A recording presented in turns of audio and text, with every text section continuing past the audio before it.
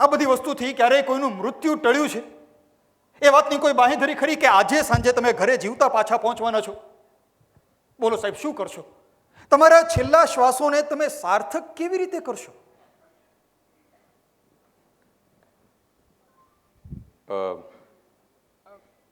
I don't know.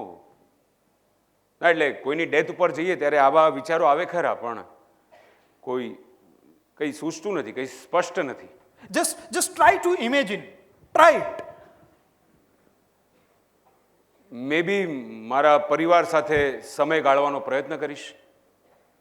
એ લોકોનું future secure થઈ જાય એ માટેના પ્રયત્નો કરીશ. એમની સાથે હસતા ગાતા જીવનની છેલ્લી પળોને માણી લઈશ ને શાંતિથી જીવ છોડી દઈશ. બિલીવ મી સાહેબ, આ બધા છે ને આપણા મનના તરંગો માત્ર છે. બાકી જિંદગીને પૂરેપૂરી માણી લઈને ધરાઈ જવાની ફિલિંગ છે ને એ પોસિબલ જ નથી. અને એમાં પણ આ બધી ઈચ્છા પૂર્તિઓ વચ્ચે શાંતિથી મરવાનો અનુભવ તો જરાય થતો નથી. તો તમારો અનુભવ શું કહે છે? આ દુનિયાને છોડીને જવાનો ડર મનને અજંપાથી એટલો ભરી દે છે ને કે એ સમયે મનને બીજું કાંઈ સૂઝતું જ નથી. દીપેનની વાતો સાંભળીને મને પણ થયું કે હું પણ મારા છેલ્લા સમયને સાર્થક બનાવું, પણ કેવી રીતે બનાવું?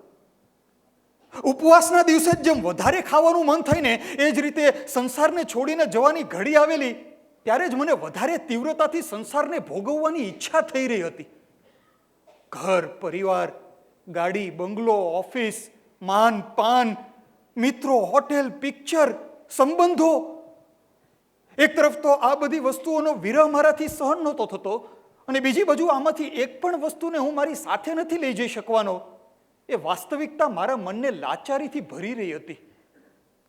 દિલો દિમાગમાં 100 કરોડનો પાવર લઈને ફરવાની એવી આદત પડી ગયેલી સાહેબ કે એ લાચારી મારાથી કોઈ રીતે સહન નહોતી થઈ રહી. ને એવી પરિસ્થિતિમાં હું મારા મૃત્યુને આનંદમય બનાવવું કેવી રીતે? હું મારા છેલ્લા શ્વાસને સફળ બનાવું કેવી રીતે?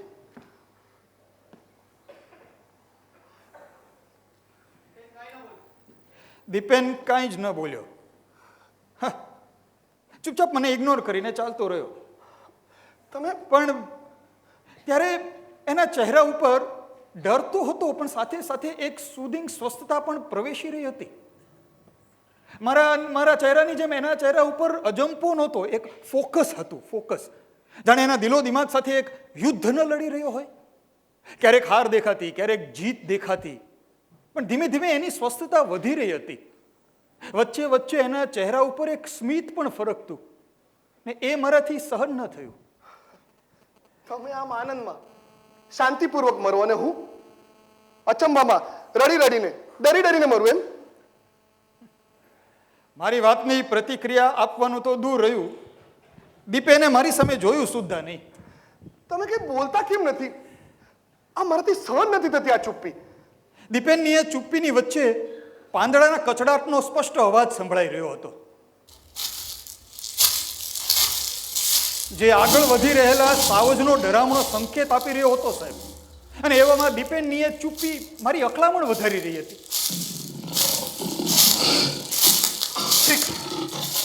ઠીક છે, તમે કાંઈ નહીં બોલો.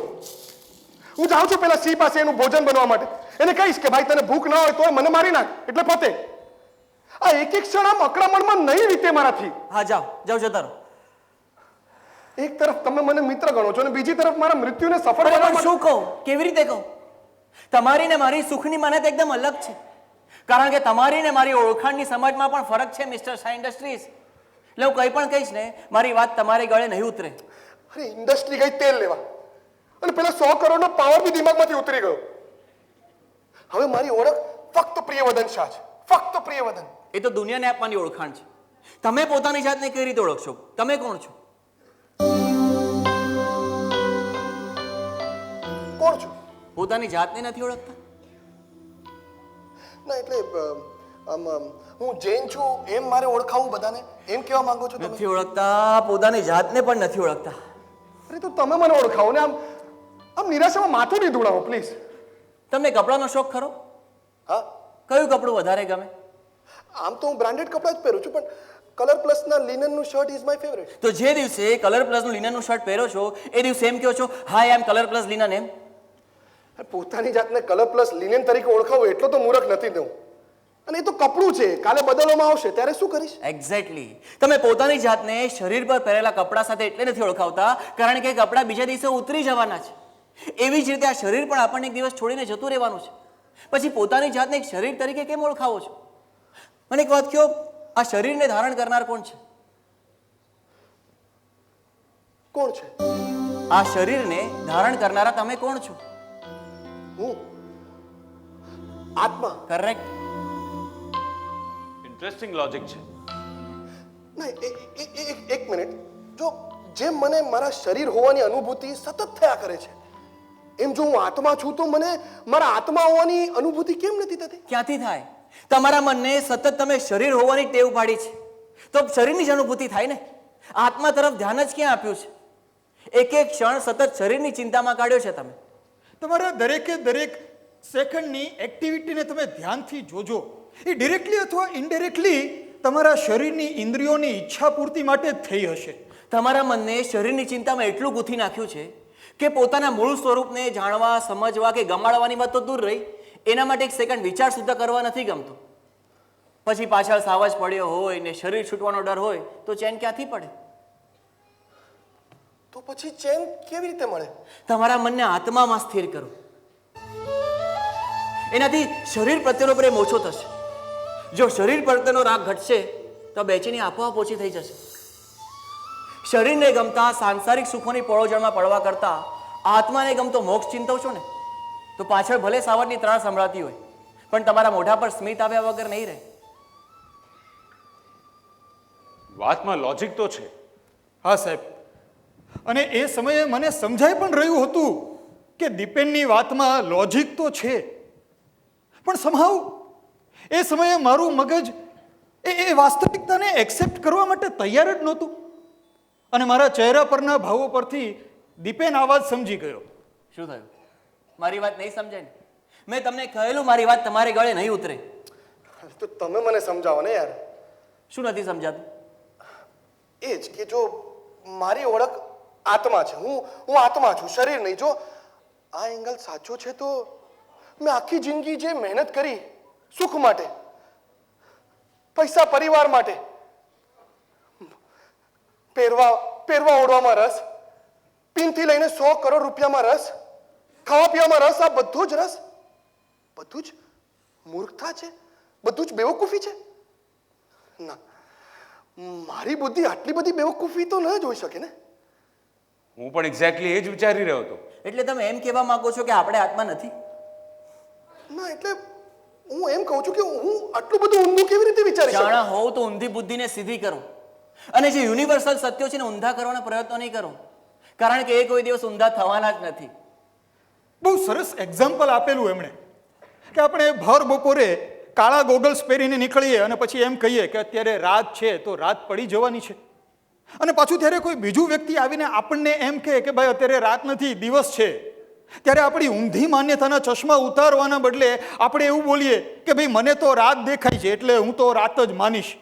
તો આ આખી વાતમાં નુકસાન કોનું થશે? કોની મૂર્ખાઈ થઈ ગણાશે? મારી. માટે જ મારી વાત માનો. તમારી ઊંધી બુદ્ધિ પર અભિમાન કરીને એને દ્રઢ કરવાને બદલે જે યુનિવર્સલ સત્યો છે ને સ્વીકારો ને એ વાતને સ્વીકારો કે તમે આત્મા છો. સાંસારિક સુખ એ ફક્ત શરીરની પળોજણ છે પણ તમારું લક્ષ્ય મોક્ષ છે. પણ જો સંસારના બધા જ સુખ માત્ર શરીર માટે છે અને આ બેવકૂફી છે તો પછી કરવાનું શું? ના, એટલે કોઈ પણ જાતના સુખ વગર બસ આમ જ. એક્ઝેક્ટલી. તમને કયા કાકાએ કીધું કે સુખ નથી જોઈતું? ઉલટાનું વધારે સુખ જોઈએ છે.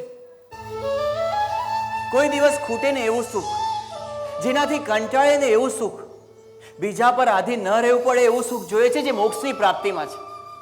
પણ મોક્ષ છે એની શું ગેરંટી છે? અને એ જગ્યાએ પાછું આટલું બધું સુખ છે એ કોણે જોયું છે? તમને ખબર છે મોકાણ ક્યાં છે? આપણે બધા ધર્મને સમજ્યા વગર મનમાં જ બધું નક્કી કરી લેતા હોય છે. તમે મોક્ષના સુખને જગ્યા સાથે શું કામ સરખાવો છો? નહીં, કેમ સ્વર્ગ એક જગ્યા છે, એમ મોક્ષ એક જગ્યા નથી જ્યાં બધા જ સુખ મળે છે એવું કહેવાય છે? આ જગ્યા ખરી, પણ મોક્ષની સુખ એ જગ્યામાં કે ક્ષેત્રમાં નહીં પણ આત્મામાં છે. એક સેકન્ડ માટે તમે ભૂલી જાઓ કે મોક્ષ નામની કોઈ જગ્યા છે. હવે મને એમ કહો કે કોઈ તમારા પર ગુસ્સો કરે તો તમને ગમે? ના. અભિમાન કરીને તમને નીચા જોયા જેવું કરે તો તમને ગમે? ના, લાચ લોભના કારણે તમારું નુકસાન થાય તો તમને ગમે? ના ગમે. એનો અર્થ એ થયો કે દોષ માત્ર તમને ગમતા નથી, દરેક દોષ દુઃખને જન્મ આપનારું છે, રાઈટ? રાઈટ? અને એની સામે જો કોઈ વ્યક્તિ તમારી ભૂલ હોય છતાં તમને શાંતિથી ક્ષમા આપે, તમને દાન આપે, તમારી ચિંતા કરીને તમારું રક્ષણ કરે, તમારી સાથે ન્યાયપૂર્ણ વ્યવહાર કરે, તો તમને ગમે? હા, ગમે. એટલે આ બધા જ ગુણો સુખના કારણ છે, રાઈટ? રાઈટ? હવે મને એમ કહો, આ દોષ અને ગુણ શરીર સાથે સંકળાયેલા છે? ના, મન સાથે. તો હવે જો આપણે અભ્યાસપૂર્વક મન ઉપર આત્માનો કંટ્રોલ લાવીએ અને દુઃખના કારણરૂપ દરેક દોષોને દૂર કરવાનો પ્રયત્ન કરીએ, અંશ માત્ર પણ દોષ ન પ્રવેશે એવું આચરણ કરીએ, અને બીજી તરફ આપણા પ્રત્યેક ગુણોને એની પરાકાષ્ઠાએ ખીલવીએ, તો દુઃખ માત્રથી દૂર થઈને સુખ માત્રમાં માલવું શક્ય નથી. ઇન્ટરેસ્ટિંગ. તો બસ આ જ મોક્ષ છે, જ્યાં જરા પણ દુઃખ નથી પણ સંપૂર્ણ સુખ છે, જ્યાં અજ્ઞાન નહીં પણ સંપૂર્ણ જ્ઞાન છે, ને આ બધું આત્મામાં જ છે, ને આત્મામાં જ છે જ, ને આ બધા જ પામી શકે છે. બસ ખાલી પુરુષાર્થ કરવાની વાર છે. તો પછી બધા લોકો એમ કેમ કહે છે કે મોક્ષનું સુખ ઉપર છે? એ એની ભૌગોલિક સ્થિતિ માત્ર છે. થાય છે શું કે જેમ જેમ આત્મા પર લાગેલા દોષનો વિકાર હટવા લાગે, એમ એમ એના પરનું કર્મોના આવરણ પણ હટવા લાગે છે. અને જ્યારે એ કર્મોનો સંપૂર્ણ નાશ થાય છે, ત્યારે ફિઝિક્સનો નિયમ છે ને કે હવાથી હળવી વસ્તુ આપોઆપ ઉપર ચડવા લાગે છે, એ જ રીતે કર્મોના આવરણના ભારણા હટવાથી હળવો બનેલો આત્મા યુનિવર્સના સર્વોચ્ચ ભૌગોલિક શિખર ઉપર જઈને સ્થિર થઈ જાય છે. એટલે સુખ તો આત્મામાં જ છે. હવે જો તમને મારી વાત પર વિશ્વાસ બેઠો હોય તો તમારા મનને શરીર પરથી હટાવીને આત્મા પર લગાવો, આત્માના દોષોની નિંદા કરો, બધા જ દોષિત કાર્યો માટે સર્વજીવોની માફી માંગો, ને તમારામાં ગુણોને પ્રગટાવવાનો પ્રયત્ન કરો. પછી જો તમારો છેલ્લો સમય કેવો સુખમય, શાંતિમય અને આનંદમય જાય છે. આવા વિચારોથી તમારામાં એવી નિર્ભયતા પ્રકટ છે કે પાછળ ભલે સાવરની ત્રાસ સંભળાતી હોય પણ તમારું રૂવાડું નહીં ફરકે. મિસ્ટર શાહ, ઓલા સિંહનું શું થયું? એ તમારી પાછળ આવતો હતો ને? સાહેબ, આ બધી ચર્ચામાં મન એવું પરોવાયેલું હતું ને કે અમે કેટલા આગળ નીકળી ગયા એ સમજાયું જ નહીં. અને પછી જ્યારે ધ્યાન ગયું અને પાછળ ફરીને જોયું તો સિંહ નહોતો. આગળ જોયું તો મેઇન રોડ, જ્યાં મારી ગાડી બગડી હતી ત્યાં થોડી વાર માટે આવીને ઊભા અને રસ્તેથી પસાર થતી એક બસમાં લિફ્ટ પણ મળી ગઈ. બોલો સાહેબ, હતી કે નહીં આ મારા જીવનની બેસ્ટ જર્ની? મિસ્ટર શાહ, તમારી વાર્તા સાચી હોય તો ખરેખર આ એક યુનિક અને અદ્ભુત જર્ની છે, પણ જો તમારી વાત સાચી હોય તો? સાચી જ છે સાહેબ. આ થોડી અનબિલીવેબલ ખરી, કારણ કે જે ધર્મ મને વારસામાં મળ્યો હતો એ ધર્મની મેં કોઈ દિવસ કદર જ ન કરી. પણ જીવનમાં એવી કોઈ પુણ્યાઈ કરી હશે કે મારા જીવનની કપરી પળોમાં મને અમારા તીર્થંકરો અને મારા ધર્મની મહત્તા સમજાઈ.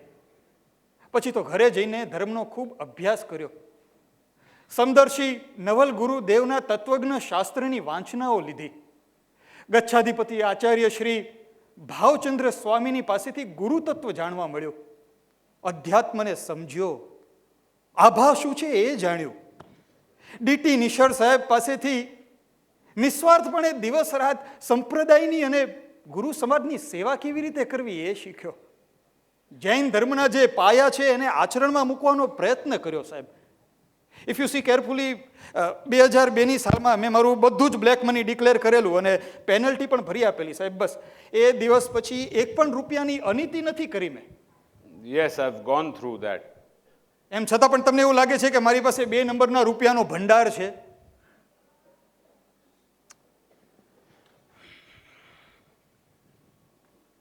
Mr. Shah, for the first time in my life, I'm confused. Well, મારે થોડો સમય જોઈએ છે. હું ફરી પાછી તમારી ફાઇલ ચેક કરીશ ને I'll get back to you. શું છે કે આટલા પૈસાદાર માણસ આવો ઈમાનદાર હોઈ શકે એવું આ કેસ પહેલા મેં નથી જોયું. ભલે સાહેબ, કોઈ વાંધો નહીં. મને ગમે ત્યારે યાદ કરજો, હું ચોક્કસ હાજર થઈ જઈશ. અને હા સાહેબ, મારી બીજી વાત પણ યાદ રાખજો, ભૂલતા નહીં, મારા દીકરાઓ માટે પ્રાર્થના કરવાનું ભૂલતા નહીં. ગુણિયલ માણસની પ્રાર્થનામાં બહુ તાકાત હોય છે સાહેબ. એક મિનિટ તમે તમારા ગુરુનું નામ વિનયચંદ્ર મુનિ કહ્યું હતું ને, પણ આ તો હા સાહેબ, અમારામાં સંસારના ત્યાગ સાથે સંસારી નામ સુદ્ધા બદલાઈ જાય છે. દીપેનને એમના ગુરુએ વિનયચંદ્ર મુનિ એવું નામ આપ્યું. ઓહ, સાહેબ હું નીકળું તો હવે.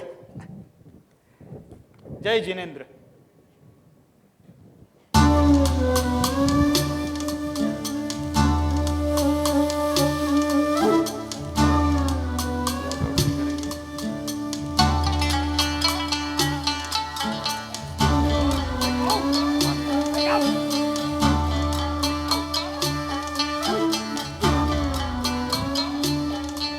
અરે આ ખમકર સાહેબે મને શા માટે પત્ર લખ્યો હશે? વાંચું તો ખરા. જય જિનેન્દ્ર પ્રિયવદન સાહેબ,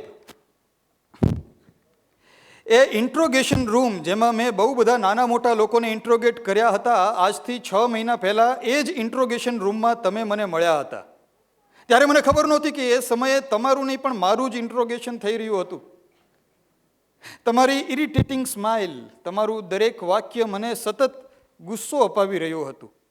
પણ એ વખતે મને ખબર નહોતી કે તમારું દરેક વાક્ય ફક્ત મારા મગજ સુધી નહીં પણ હૃદય સુધી પણ પહોંચી રહ્યું છે. હું હંમેશા પોતાની જાતને કમનસીબ સમજતો, પ્રામાણિક હોવા છતાં પોતાની જાત પર ચીડાતો, દુનિયાદારીમાં ફસાઈને રહેતો, બધું જોવા જાણ્યા છતાં અજાણ્યું કરી નાખતો. તમારા ગયા બાદ મેં જીવનને ધ્યાનથી જોવાનું શરૂ કર્યું. જીવન શું છે, મૃત્યુ શું છે એ સમજવાનો પ્રયત્ન કર્યો, અને તમારા અવાજે મને બધા જ જવાબ આપી દીધા. હવે મોતથી ડર નથી લાગતો.